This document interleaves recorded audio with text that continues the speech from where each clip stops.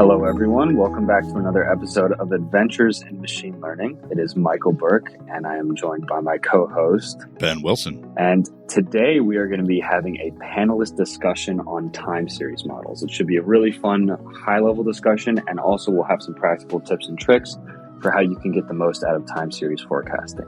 Hey folks, this is Charles Max Wood from Top End Devs, and lately I've been working on actually building out Top End Devs. If you're interested, you can go to topenddevs.com/podcast, and you can actually hear a little bit more about my story, about why I'm doing what I'm doing with Top End Devs, why I changed it from devchat.tv to Top End Devs. But what I really want to get into is that I have decided that I'm going to build the platform that I always wished I had with devchat.tv. And I renamed it to Top End Devs because I want to give you the resources that are going to help you to build the career that you want, right? So whether you want to be an influencer in tech, whether you want to go and just max out your salary and then go live a lifestyle with your family, your friends, or just traveling the world or whatever, I want to give you the resources that are going to help you do that. We're going to have career and leadership resources in there, and we're going to be giving you content on a regular basis to help you level up and max out your career.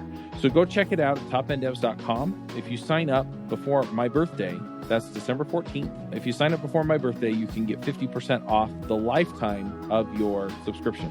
Once again, that's topenddevs.com.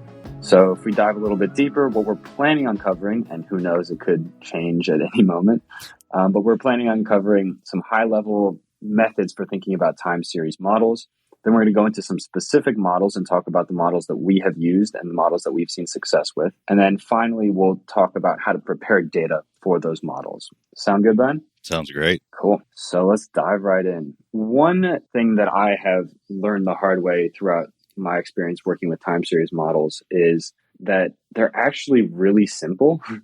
And a lot of them borrow techniques from linear regression. So just to provide a face to the name, I did my senior thesis on coral reef health, and I was looking to forecast basically how coral reefs in the Caribbean would be doing 5 years, 10 years out, and also look at, more specifically, look at species in the Caribbean Sea and see what the population rate would be 5 and 10 years out. So with that, I started off with autoregressive models, moved into seasonal ARIMA models, and then also tried to get Prophet to work, and that had mixed results. But Ben, what is your experience in time series, and can you elaborate a bit on whether you've used any ARIMA models or anything of the like? Yeah. I've my first exposure to time series modeling was somewhat of a comical story. Somebody who was high up in management, not naming names or places, but at a place I worked was like, hey, we need to forecast our sales. And we're currently doing it in finance, and it's not working the way that we want to. And I was like, well, what do you mean not working the way you want to? And they're like, well, we have to adjust all of the spreadsheets every week. And I was like, can you explain more?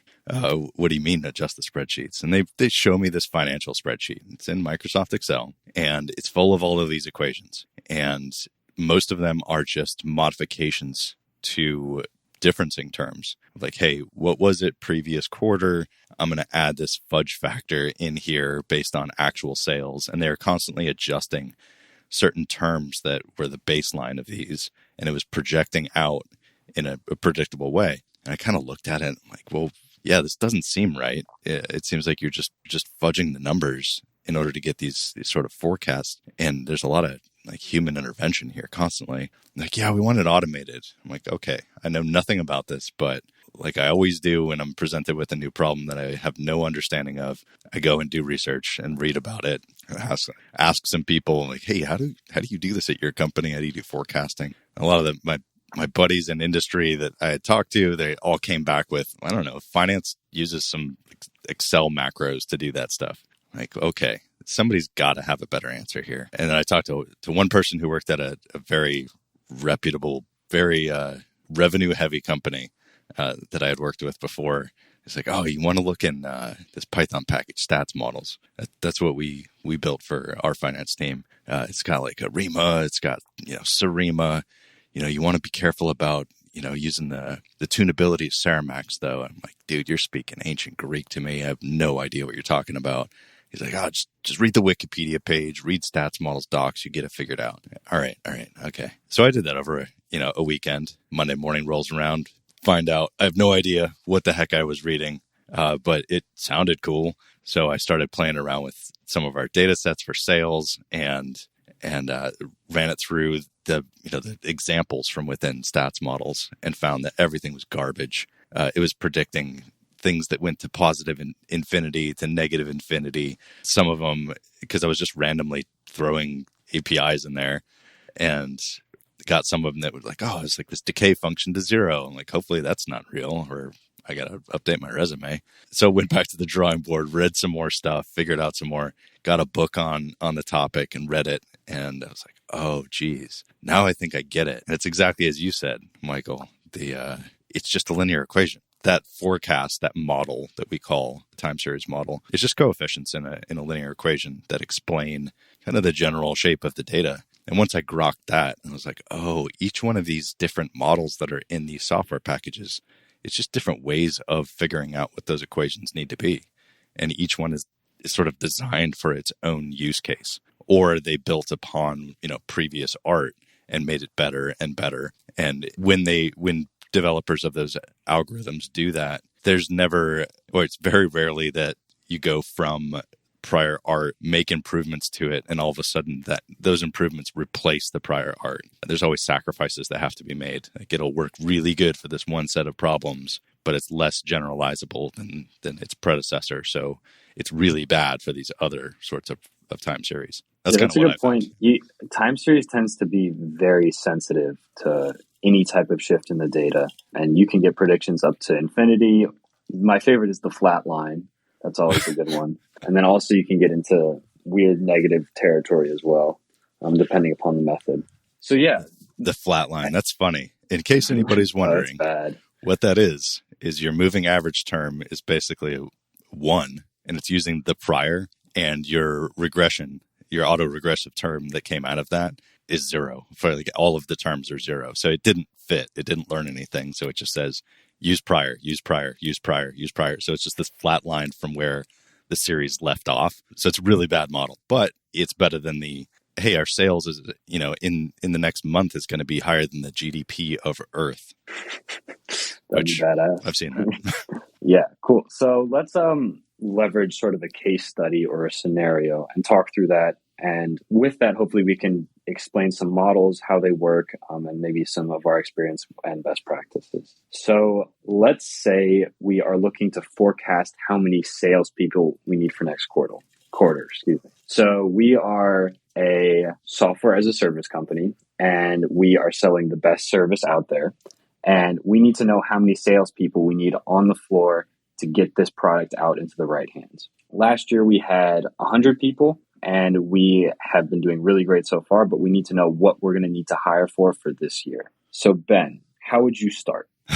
It really depends on what our target is going to be. So when we approach a problem like this, you could do it from a best guess of say, hey, let's just do number of salespeople historically. That introduces a lot of bias, and that assumes that we're managing our headcount very efficiently. Not a good assumption to make, regardless of how great we think our company is at, our hypothetical company is at having salespeople at the right targets. Conversely, what you could do is look at it from the other side and say, how many deals are we closing for our product that we're offering? And we can model out number of deal closures over time and say, this is what our expected deal closure is going to be. So we can then figure out how well aligned the number of salespeople we had in previous years were to the deal closures that we had at that time. And that'll work. In fact, I would definitely do that and start very simply. I wouldn't even do it necessarily ARIMA at first. I might just do a moving average and just do a very simple window differencing function and say, what's my trend? And is it positive? Is it flat? What is that rate of change? And then if we needed to get it more and more accurate, introduce more and more complex models. But as a first pass, I'd want to understand that data and see what are our residuals here in this term that we're doing. Is there a seasonality associated with this, and use some tools to figure that out. But with the raw data that we have at our hands, I would probably sit down in a room with you and we'd say, hey man, what can we do with the data that we have? Like, let's think about this problem and say, what if we combine the terms of deal closures and number of people? And what if we also figure out some sort of metric that's associated with headcount availability? Like, can we extrapolate from the data that we collect how many deals didn't go through because we took too long to respond, or we didn't have enough time to dedicate to the sales cycle for this particular customer? And if we can capture those, that can tell us that, hey, we were understaffed at this time, or we were overstaffed at this time. And if we can mathematically factor that into the number, like the deal closure rate, then we can get a metric that we can actually forecast. So yeah, first step is like thinking through all that stuff and then making sure that we're collecting that data, and then play jazz with some stats packages and say, let's try some stuff out. We don't have to get super accurate. We don't have to get super perfect from the get-go. We just need to understand through an analysis of the data what this data actually is all about. So decompose the trend, which would take out, the trend term. We would get the seasonality terms out of that over time, and also get the residuals. So if we have those three elements, that's what makes up a time series, like a seasonal time series. And then we can do some tests on that and say, hey, is this data stationary? And by stationary, we mean, can we remove the trend from the data? Like, is there a trend there that if we remove that y equals mx plus b term from the data, does it all of a sudden become flat and you just have these spikes, or, sort of like a sine wave that's present in there? And if we do that manipulation and we don't get that, the data is not stationary and there's something else going on there, then we've got a problem, and we have to go in and do some clever things with transformations of that data to enforce stationarity. Because if you fit a model, you fit that ARIMA on garbage data or data that's not stationary, that's when you get the crazy stuff like, hey, it's going to positive infinity. We need to hire, for our sales team next year, we need to hire all humans on planet Earth. Every single one of them needs to work for us in order to hit our targets. And, it sounds ridiculous because it is, but a model trained on improper data or improperly clean data will do crazy stuff like that. Yeah, so let me try to recap a bit and provide some colorful examples. So it sounds like step number one, and this is honestly step number one in most things in the world, is understand how the system works. So you need to know how your target will be used, what your target actually represents, how your target interacts with the rest of the components in the system. So if you're forecasting salespeople, for instance, you need to know what are the bottom lines, how do we know how many salespeople we need in our historical data? Were they working above capacity or below capacity? All these things should be taken into account. And you can skip that step, but it's really, really hard to produce a useful model. It could be accurate, but it might not be super useful. So from there, we have, let's say, a time series of 5 years. So the company's been around for 5 years, and we've sort of grown pretty linearly or exponentially, or whatever you want to call it, over the past 5 years. There's some seasonal components. So there's sort of a sine wave, an up and down trend throughout this curve. And we're looking to then start building a model that will capture this structure and look forward to forecast how many salespeople we actually need. So Ben, you said that you would start with maybe a moving average or like an AR model. What are those? That's basically just a lag function on a series. So in the world of BI or data engineering, when you do a window function, you can put in sort of a differencing term. You say, hey, I want to know what the data is on this row or this particular event minus 7 days ago, or minus yesterday, or minus 3 days ago, whatever that differencing term is. In an AR model, you're actually setting, in an MA model, a moving average model, you're actually setting that term, that differencing term. We call it the differencing term. In Python stats models, that goes by lowercase d for ARMA or ARIMA.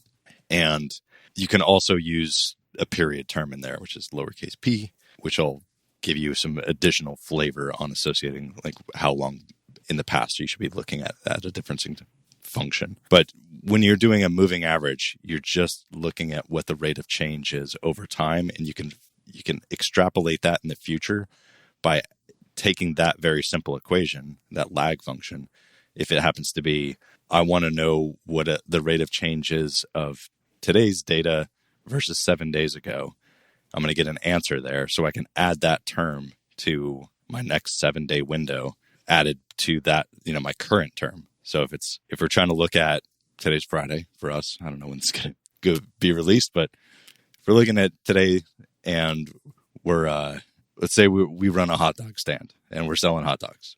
We want to know, hey, how many hot dogs are we going to sell next Friday? A simple moving average would be how many hot dogs did we sell last week? And at the end of today, how many hot dogs did we sell? Well, let's say we sold 40 more than last week. That becomes our moving average term, 40. So whatever today's sales were, when we predict what next Friday's sales are, it's going to be today's plus 40. And we walk through the data that way. So on Saturday, we do last Saturday versus this Saturday. What's the difference? Add that to Saturdays, and that gets us next Saturday. So those simple models, it's shocking how well they work for stable data, where your only real influence is the trend over time. And there's lots of things that can be explained in that way. What are some stable data sets that you've seen? Stuff that has enough interaction from a chaotic environment that you have enough data points where the natural chaos of the system doesn't influence anything. So if we're looking at, let's say if we were doing foot traffic through Grand Central Station over time, and we do like monthly foot traffic, or number of people coming into LaGuardia Airport, provided that there's no black swan events, there's no COVID-19 and shutdown of air travel and stuff, but steady state operations, there's so many latent factors that would influence a single person's decision to come to that airport on that day. That's impossible to model.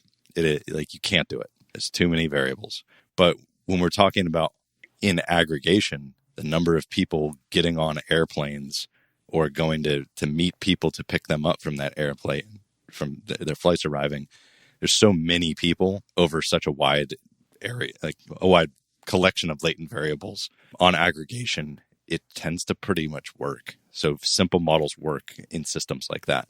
Or if you're trying to determine if there's any gardeners listening, if you have a garden that bees and butterflies like, imagine trying to predict how many bees are going to visit a single flower in your garden. If you have like a half-acre garden, like a rose garden, if you're looking at a single flower and you're like, oh, I'm gonna try to predict how many bees are going to visit this one flower today. Good luck getting within an order of magnitude accuracy on something like that. Like, how do you know what is going to determine that? But if instead you change your perspective to say, I don't care how many come to that one flower. I want to know how many come into my garden every day. And with that amount of, events happening and the randomness that's associated with however bees determine which flowers to go to at which time and on which day, all of that sort of neutralizes itself, and you now have this much more stable, less noisy trend. Yeah, that's a phenomenal analogy, actually. The relevant piece here is sample size. So if you sort of think about a variance calculation, the larger the variance, the larger that confidence interval, or that like sort of bluish tint around your line, the wider that'll be, and the less certain you'll be in the precision of your estimate. But if you can get a phenomenon that has a large sample size, it tends to be more closely centered around whatever the actual underlying trend is. So yeah, birds and bees, good call. And hot dogs.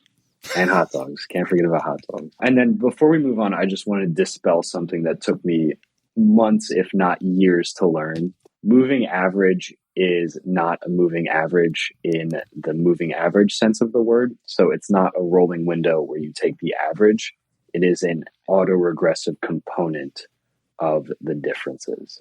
That was so freaking confusing to me when I was reading a textbook, and I was like, it's not a moving average. I see the formula right here. That's not how you calculate a moving average. I'm not sure why they named it that. I guess it is kind of sort of. I don't even know that it's like roughly a moving average, but it is not the typical moving average you think of. So for ARMA models or ARMA models, or even ARIMA models, the moving average component is not a moving average. If you take away one thing, please take that away.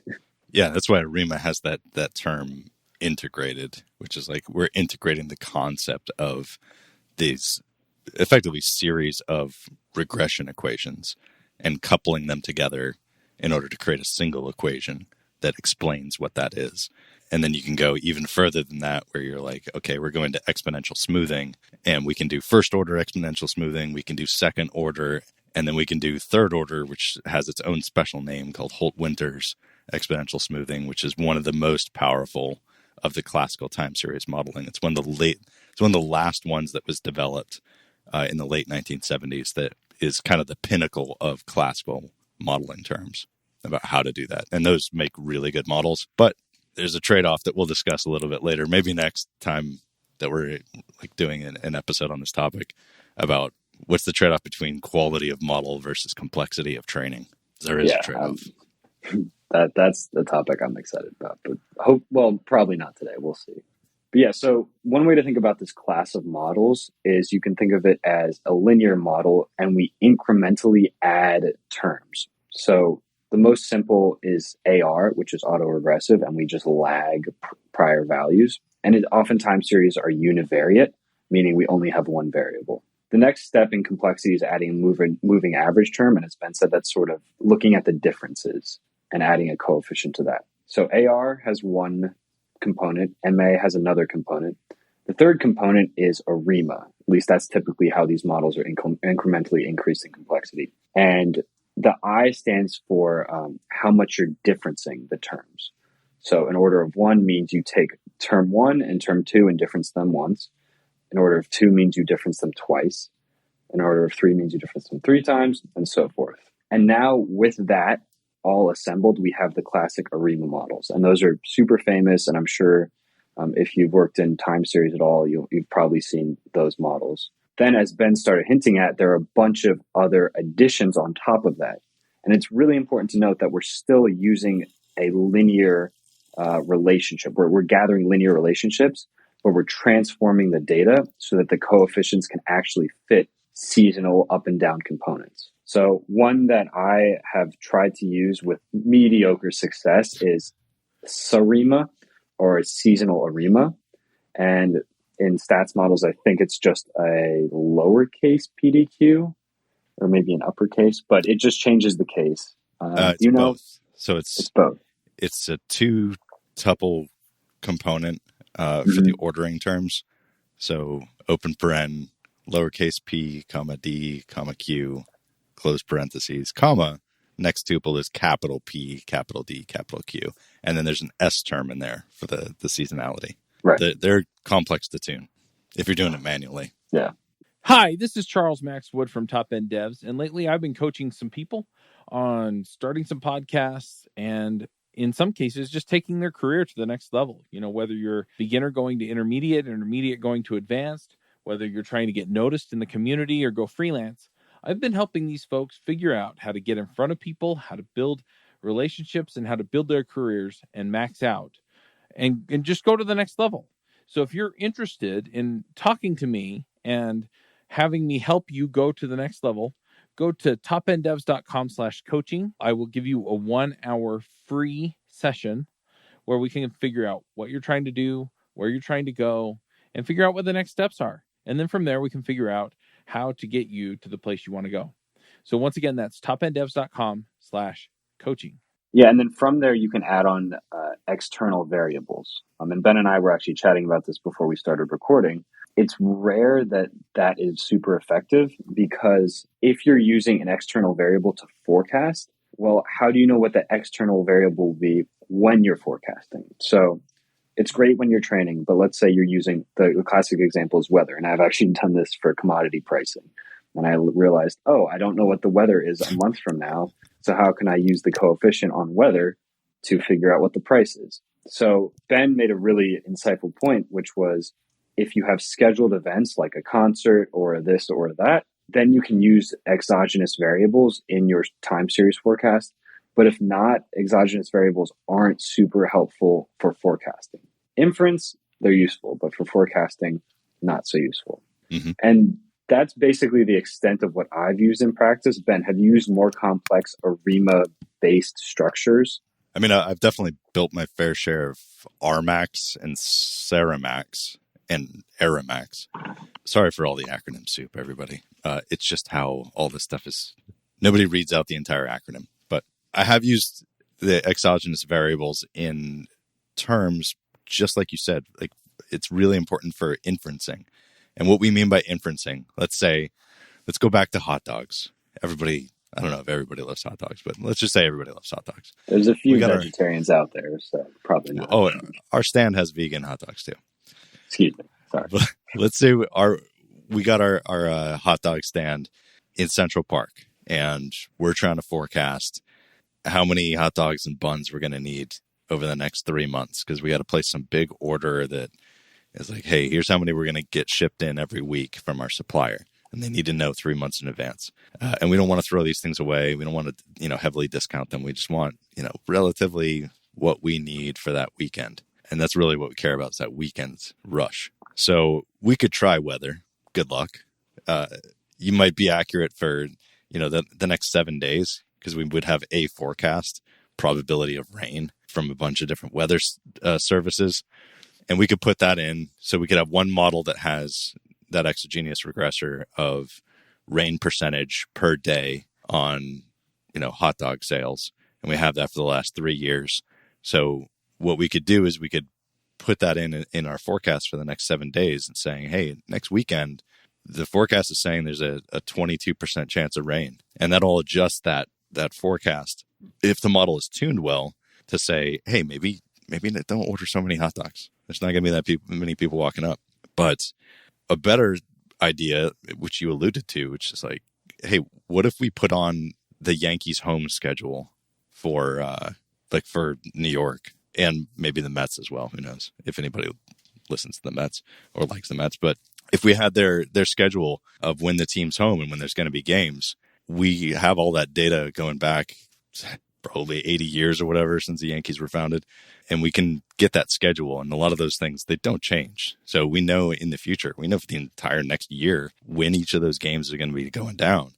If there's a correlation in that series between those events that aren't explained by seasonality, and newsflash, that's not seasonality. Most scheduled things that people are doing, it's not something that's repeatable. It's not like, hey, the Yankees are home playing in their stadium every Wednesday or every other Wednesday.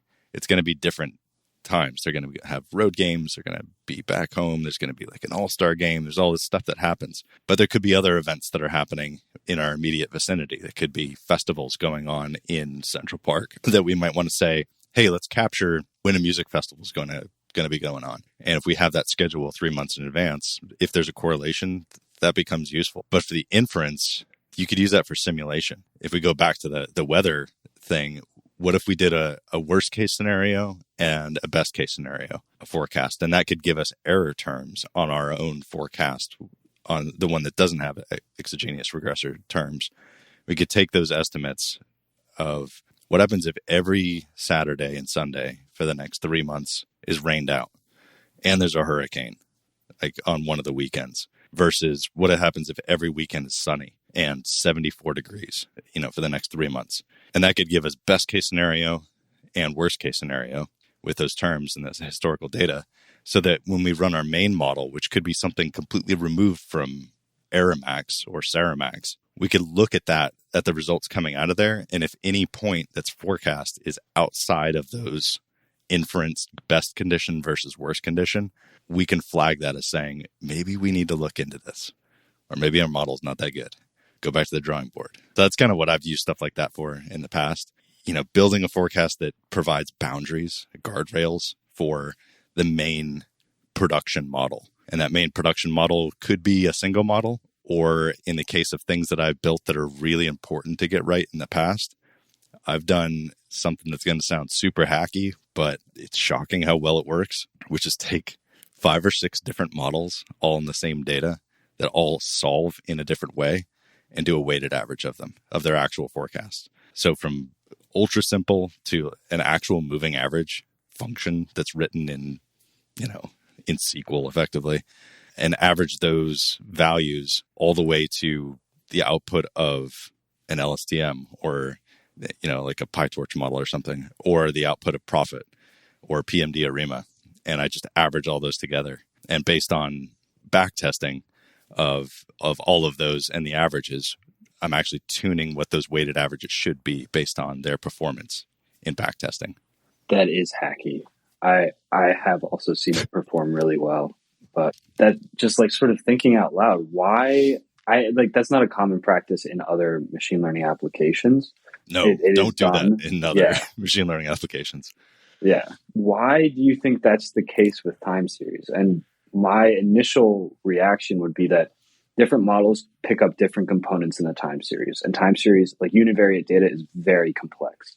Yes. So if you have a big squiggle and then a bunch of little squiggles and then you have some more squiggles, you put them all into one time series. Different models will pick up different squiggles better than others. So is that why like we're doing like signal processing and decomposing super complex signals so models will pick up parts of the signal better than others?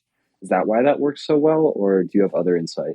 That's always been my explanation. It could be completely wrong, but just based on anecdotal practitioner evidence of trying it on lots of real world data, I've seen it work out better than doing one mega complex, state of the art implementation. I've seen and helped people revisit these problems at companies that I've interacted with. And they're like, well, we have this cool new LSTM structure. It's got a graph, like it's an embedded graph on the LSTM, and we have 1,000 different feature terms that are in this, and it helps to explain all this stuff. Like, okay, well, how does it work on your back testing, on cross validation? And they're like, well, what do you mean? We trained on the data up until today. I'm like, all right, let's retrain. Let's like zero all the weights out. Let's retrain everything up to 3 months ago, and let's see how well it how well it performs in the past 3 months of data. And they're like, oh, well, it's probably not going to do that. I'm like, just do it. Show me what it results. And it's usually not that great. It's okay. And then I show them like, hey, what if we used a couple of these auto tuning frameworks? Let's use PMD ARIMA, and that's a wrapper around stats models, Saramax and ARIMA and stuff like that. And let's use Prophet, and let's do Holt Winters. Let's do a couple of these classic ones, some very simple models, and then some of these automated ones. And let's just average the values together.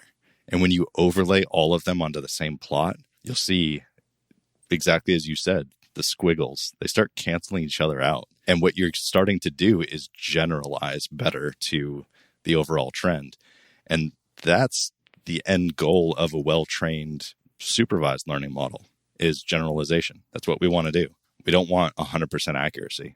You don't want that overfit, because when it sees something it hasn't seen before, it's going to go nuts and it's going to predict insanity. So what we can do with averaging all of those out, some of them are not going to respond well to recent changes in data. It's going to do crazy stuff. It might start kicking up exponentially towards positive infinity at some future date, or it might start just flatlining 6 weeks out, and you don't want that. But other ones won't do that. So it's sort of the average of all of those generally does pretty well. But an important thing to bring up with that is be careful how far out in the future you're trying to predict. Forecasting becomes less effective. I always think of it as like the inverse square law from physics, and I remember it by point source radiation stuff. So you can stand 16 feet away from an operating nuclear reactor. You're going to have a bad day, maybe a bad couple of months. If you stand 16 inches away from that reactor, you're going to have a very short day, and it's going to be a very short life after that point. So the closer you are to something, the more intense and the more accurate it's going to, sort of be. Further away you get, the less of a signal you're going to have. So I think of that when I think of time series forecasting, that the more intense, close proximity to your most recent data of when the series is actually generated, the better you're going to have of a signal of like what is going on. Further away you get, you're not going to even be aware of what reality is. What inverse square means that it's sort of an exponential-ish relationship, or like a squared relationship for the distance from the reactor versus how likely you are to die. Yeah. So cool. For every unit of distance you go out, it's like square root less of radiation that is hitting your body. Sorry, nuclear engineering analogy. Yeah, no, that's helpful. I'll steer clear of my neighborhood nuclear reactor.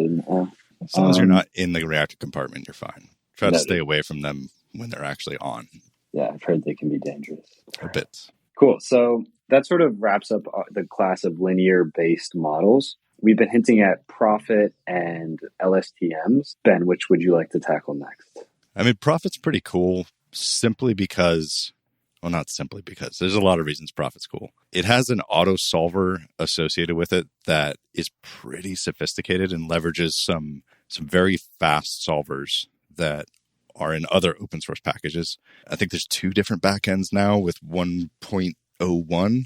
I can't remember, being a little bit out of touch after being on paternity leave, but I think they did a release while I was out, and I think they have a new backend that you can select. But that solver, it does a lot of it automates all of the tuning that you would normally have to do with ARIMA based models.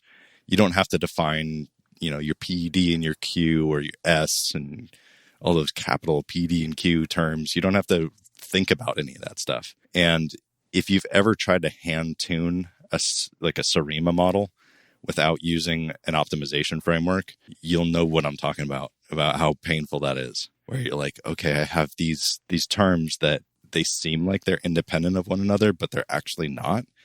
So I can't just set my PDQ to be 102. If I go 112, take the differencing term up 1.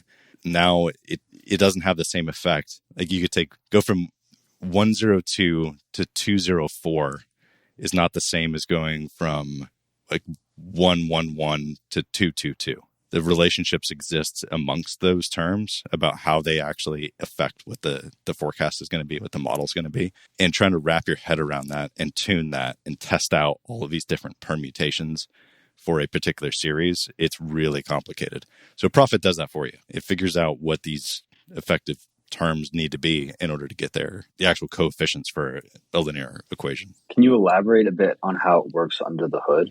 Because with linear models, we talked about how there's an AR term, an MA term, an integration term, and you can keep going. But what are the components of Prophet? For its arguments? No, so back to the analogy of having many squiggles. What are the different ways that it captures squiggles? So under the hood, if I remember correctly, and I might not be right now, but it's doing a Fourier transformation in order to effectively smooth out that term in the series, and it's much easier with transform data to determine what those terms are going to be, like what ARIMA is actually using for figuring out what a lag term is and what autoregressive terms would be. So it's doing some clever things there, but in its process of acting on that fast Fourier transformation, it's got some clever tricks up its sleeve about solving for that in the most generalizable manner. Doesn't always work, but for a lot of real world use cases that I've played around with, it works pretty darn well. Yeah. One thing that I have seen drive success with Prophet is the fact that it tries to break down seasonality with Fourier decomposition. So essentially, it tries to fit increasingly complex polynomials.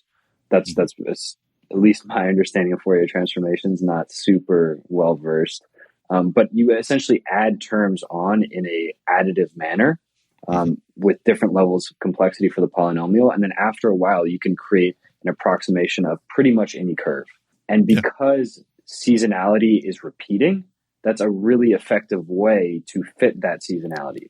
And so I thought that was a very smart approach. And I remember actually listening to, what was his name? Sean Taylor, the original creator of Prophet. It was made at Facebook. Yeah, Facebook Research. It was interesting to see him talk through that process of where he thought this was a good idea, but the project was absolutely failing. Then he brought in someone with a lot more stats expertise, and they were able to essentially make the components work together. So that Fourier transformation, along with other terms like trend and seasonality, or not seasonality, but trend, it really made the model very effective.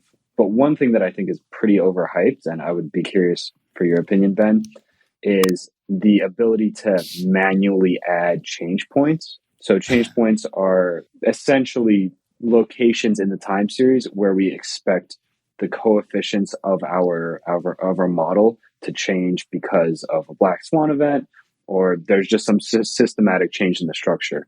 And theoretically, subject matter experts can go in and they can say, hey, we expect it to change tomorrow or the next day. I've never actually seen that benefit models in practice. Have you, Ben? So one thing that's very important for practitioners of these open source packages to remember is, where did it come from? So who built it? I promise you that ex-Facebook, now Meta, was interested in forecasting potential ad revenue. Like, how many people do we think are going to be logging into the site and viewing these pages?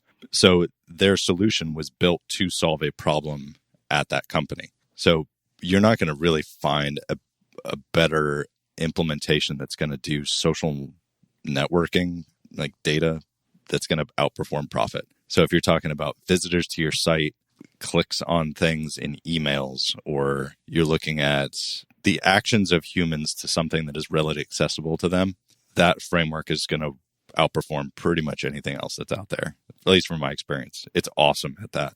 Now, if you're trying to use a tool like Prophet to forecast weather or the stock market, or looking at inventory management for products that you don't sell frequently, if you're like, hey, how many sales are we going to have for this tool that my company makes that is $850,000?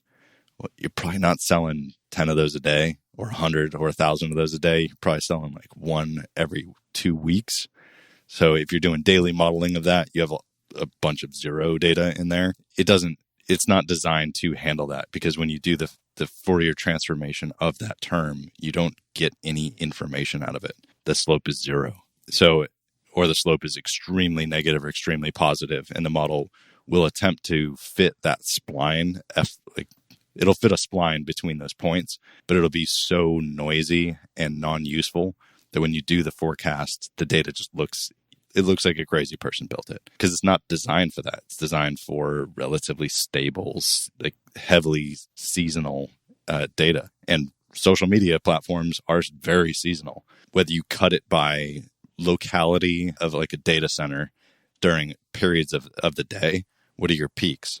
Early in the morning in a city that has good public transportation, everybody that's commuting, they're on your platform. Around lunchtime, peak. Right after work, peak. Maybe in the last hour of the workday, while people are trying to make it look like they're busy at their desk, peak. Right after dinner, peak. Right before bed, peak. And then you have this huge trough while people are sleeping. So there's a seasonality component by hour of day. There's also a seasonality component by day of week. More people are interacting with your platform, but you always have this baseline that exists, but you're going to have peaks of traffic of like, hey, people are communicating with one another a lot on Thursday evening, planning to do stuff together on the weekend, or people are doing a lot of communication on the weekend. So you have usage patterns that are very predictable. But if you're trying to apply that tool to something that doesn't share that, so that underlying nature of the data, it's going to be garbage. But don't blame the tool, blame your data. Try something else out. And that's my advice on that. Yeah. And Prophet recently as in the past couple of years, put out a deep learning addition to the generalized additive model framework. So it essentially adds a couple deep learning terms. I actually don't think we should get too deep into it.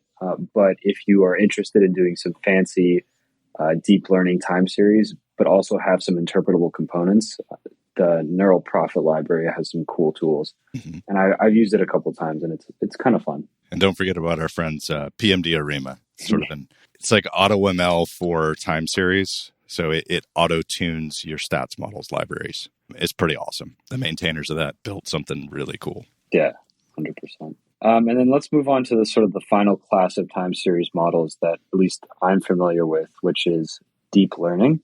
Ben, where do you see deep learning used in time series, and is it effective? To be frank and honest with you, out of many, many, many dozens of companies that I've interacted with on this topic over the last 4 years, I've seen exactly one project in pseudo production that uses a deep learning model for forecasting. Just one. I've seen hundreds. Time series only, right? Yeah. Yes. Only one that uses LSTM. And it was it made sense that they were using that because of the complexity of what they were trying to model. And they could explain a great deal of the latent factors that actually influence that time series trend.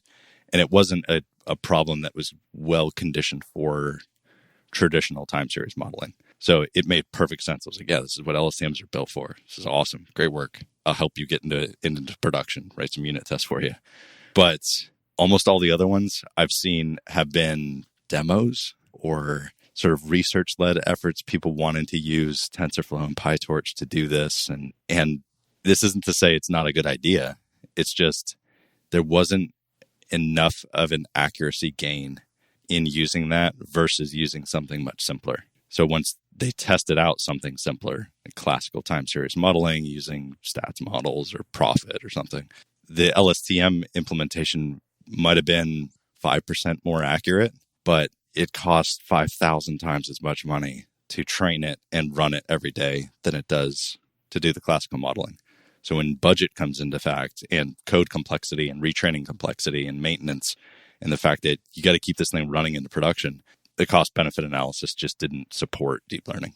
Yeah, that's super interesting. And just so we have sort of a one-liner on how deep learning approaches time series, at least usually, is they take a recurrent neural network structure where you essentially horizontally stack neural nets. The most effective and sort of modern version of this, or at least one of the effective ones, is LSTM, which stands for long short-term memory. And it's basically just a recurrent neural network with gates. So those gates will determine how long you should be maintaining information about prior observations. So that's sort of the one-liner, but that's super interesting that you haven't actually seen it work in practice. Do you have any ideas on why that's the case, other than it's dumb expensive? It's just more complicated than the classical approaches. And keep in mind, this is bias. So I haven't talked to every company on the planet that does forecasting, not by any stretch of the imagination.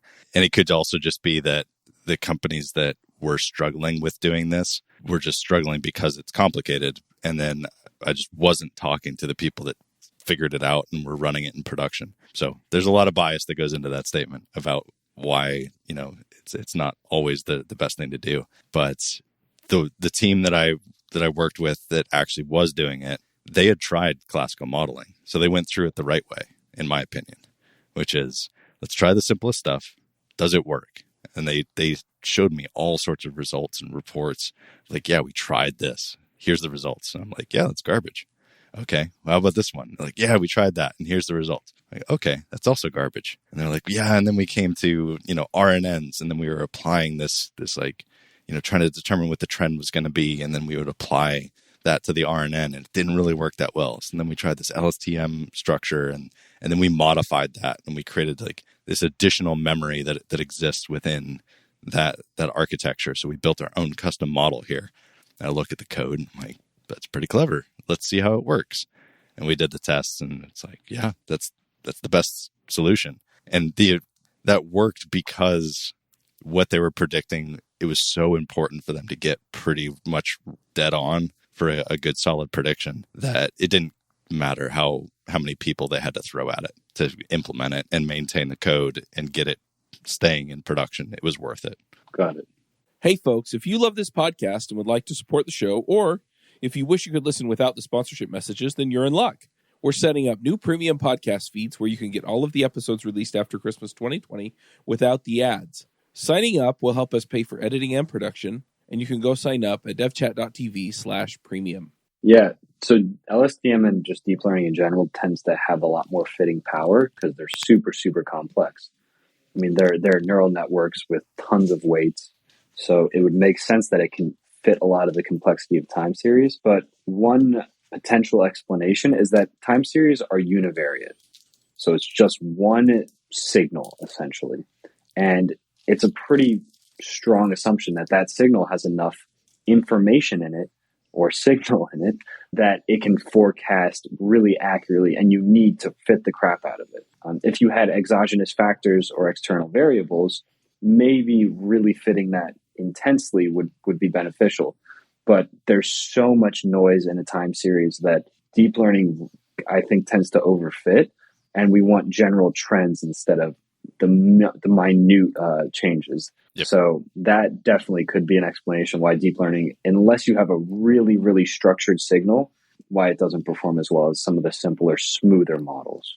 Yeah, and their implementation that they were dealing with, they had control over the environment. They weren't modeling like human activity with their business. They were monitoring equipment. So they knew like where this signal, where like all these signals were coming from. They had all of the temperature data. They had all of the vibration data. They had all of this data coming in. So it made sense to that because there's so much autocorrelation that's occurring with these different factors, these exogenous regressor terms, that it made sense to incorporate that into a very complex deep learning model.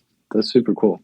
Noted. Cool. Well, we're just about at time. I'll do a quick recap and then we will let you continue your amazing lives. So first, sort of starting from the beginning, it's really important to pick a good target. You have to know how the system works and how the target that you're looking to forecast interacts with the components in that system. Second, after you sort of have a good understanding of the problem, it's a good idea to start simple.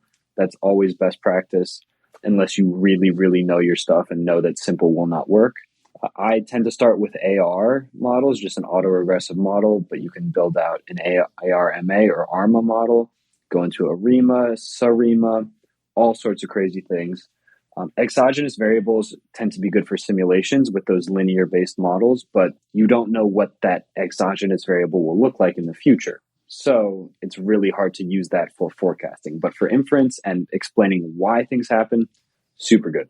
Next, we sort of talked a little bit about profit. It's a bit more complex. It moves away from a linear relationship between prior terms, and it fits a Fourier transformation or Fourier curve essentially to encompass seasonality, and then it also has a nonlinear growth term to handle trend. And this tends to do really well on business data, just because that's what business data is structured like. It's usually a growth term with some sort of complex seasonality. And then finally, for deep learning, they're often recurrent neural network based. The more advanced version is LSTM. And then on top of that, there's tons of more advanced time series deep learning models.